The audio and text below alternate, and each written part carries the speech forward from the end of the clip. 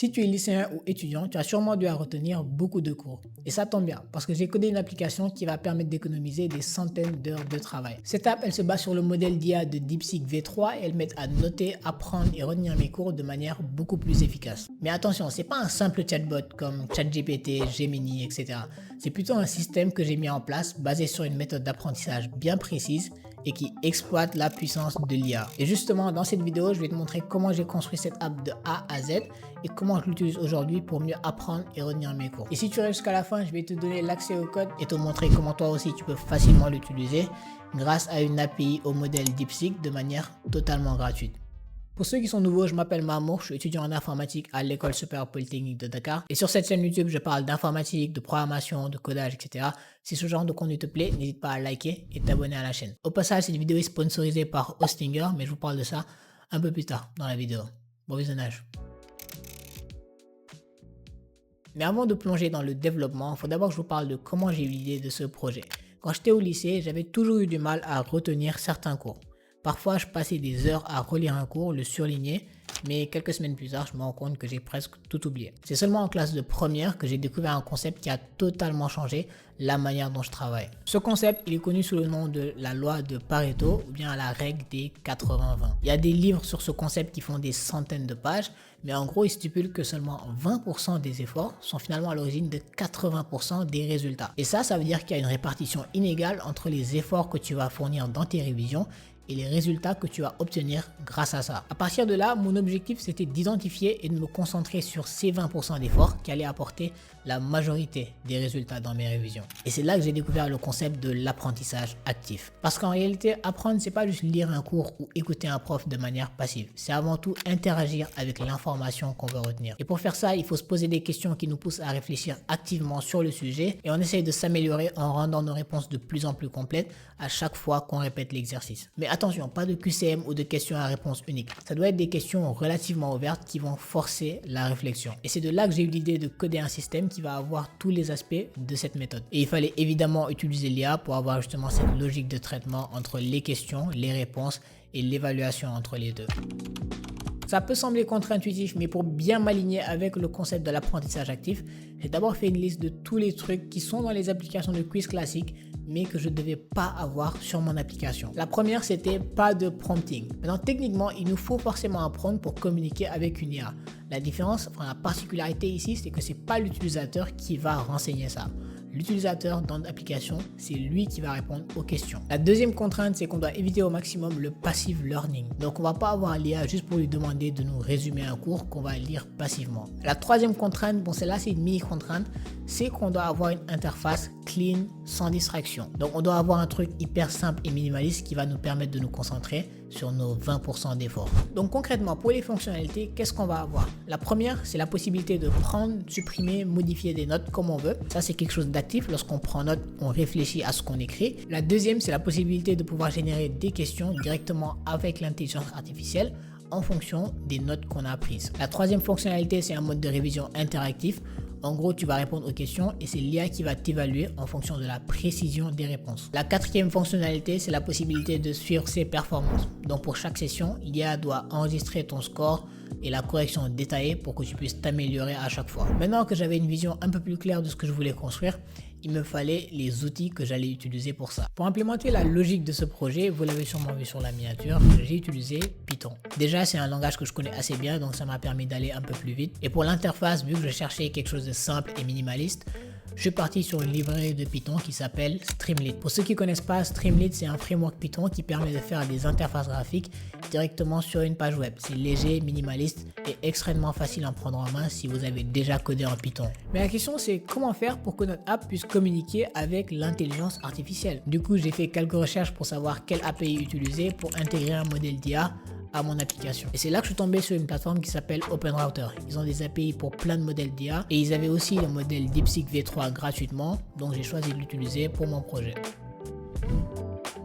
Mais avant de vous montrer à quoi ressemble l'interface de l'application, j'ai juste un petit mot du partenaire de la vidéo, Hostinger. Hostinger, c'est une plateforme qui propose plein de services d'hébergement, dont des serveurs privés virtuels. Que ce soit pour héberger vos sites web, faire tourner des scripts Python, implémenter une API, un bot, etc.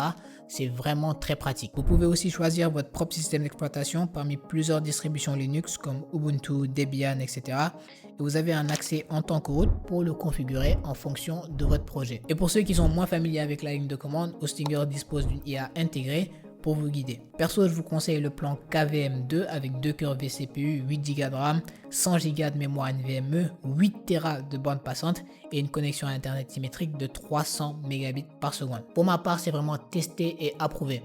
Et avec le coupon MXRCodes, vous bénéficiez d'une réduction de moins 10% sur tous les plans de 12 mois ou plus. Donc faites-vous plaisir et merci à Hostinger de sponsoriser cette vidéo. Je vais pas vous mentir, la première fois que j'ai eu l'idée de ce projet, je voulais que ça soit utilisable en ligne de commande. Mon but, c'était juste d'éliminer le maximum de distractions qu'on allait avoir sur l'interface. Mais bon, très vite, je me suis rendu compte que c'était un peu trop extrême.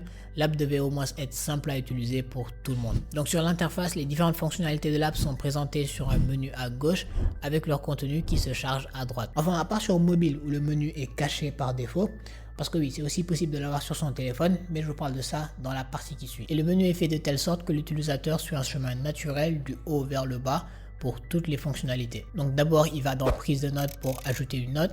Bien sûr, il a aussi la possibilité de modifier ou supprimer des notes qu'il avait déjà prises. Puis il va dans le mode quiz pour générer des questions en fonction d'une certaine note et répondre à ces questions. Et enfin, pour chaque test, il peut voir son score et une correction détaillée sur la partie performance. Le reste, API et Docs, j'ai juste mis ça pour faciliter la mise en place de l'application.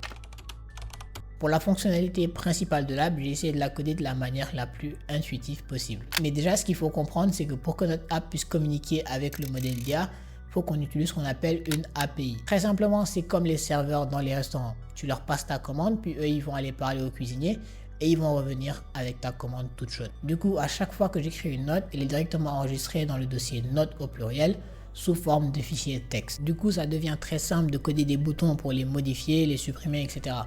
Aussi, on peut directement les modifier à partir du fichier texte en dehors de l'app. Mais à ce stade, le texte est encore qu'une information brute. C'est là que l'API rentre en jeu. Du coup, dès que je clique sur le bouton générer des questions, l'application appelle la fonction generate question en fonction de la note qui est sélectionnée, qui va envoyer mon texte à l'API du modèle de DeepSeek via OpenRouter. Mais attention, il ne va pas l'envoyer n'importe comment. À chaque fois que la fonction est appelée, un prompt spécifique est construit pour demander à l'IA de formuler des questions pertinentes à partir du contenu de la note et bien sûr sa taille passée en paramètres. Et à rien de bien compliqué, ce prompt il est tout simplement construit dynamiquement avec des f-strings en Python. Mais vous l'avez peut-être remarqué, il reste un problème à gérer. Les réponses qu'envoie l'IA sont parfois trop générales et difficiles à prédire avec du code. Par exemple, au lieu de générer directement une liste précise avec des questions et des réponses, il va d'abord raconter sa vie en mode « Ok, voici ce que j'ai trouvé sur ces notes, je trouve que c'est bien. » Voici les questions, 2 points. Et c'est ça qui fait qu'on ne peut pas juste afficher les réponses de l'IA sans réfléchir. Du coup, pour régler ça, j'ai imposé à l'IA de me donner directement l'information que je cherche dans un format bien défini. Ce format, c'est le JSON. Pour ceux qui ne connaissent pas, JSON, ça signifie JavaScript Object Notation. Et c'est un format extrêmement simple qui a des clés associées des valeurs. Ça ressemble à quelque chose comme ça. Et c'est comme ça qu'en quelques secondes, l'IA m'envoie un JSON bien structuré avec les questions et les réponses dont j'ai besoin. Donc, il me reste juste à les lire avec la fonction JSON.load et les afficher sur mon interface avec Streamlit. Voilà les gars, donc là on va faire une petite démo de l'application pour vous montrer comment ça marche en pratique. Donc là je vais directement lancer avec Streamlit Run app.py et ça devrait se lancer sur mon navigateur juste ici. Voilà, donc là on a une interface très minimaliste, il y a juste du texte qui nous montre à quoi sert l'application. Ensuite on va venir dans prise de notes pour créer une note. Bien sûr on peut modifier, supprimer des notes qu'on avait déjà prises, donc là il y en avait 2 que j'avais déjà prises. Mais ce qu'on va faire c'est qu'on va créer une nouvelle note, on va l'appeler Linux. Là, j'ai un petit texte sur Linux que j'avais copié quelque part. Et dès que j'appuie sur sauvegarder, ça va s'afficher ici en tant que nouvelle note. Donc là, on va directement générer des questions à partir de ça. J'appuie sur le bouton générer des questions. Dans le mode quiz, bien sûr. Et là, c'est l'API qui entre en jeu. On va laisser charger un peu et voilà. Donc là, les questions ont été générées avec succès. Si vous regardez bien sur le code, il y a un fichier .json qui vient de se créer. Donc là, vous voyez que c'est l'IA qui vient de créer ce fichier qui est en train d'être affiché sur le mode quiz. Je vais répondre aux questions tranquillement, puis je vais vous montrer la partie performance. A few moments later. Voilà, donc là je viens de terminer les questions. Il n'y en avait que 7 parce que le texte n'était pas si long. On va directement vérifier les réponses ici avec le bouton vérifier toutes les réponses juste en bas. Et on a directement la correction qui commence à venir.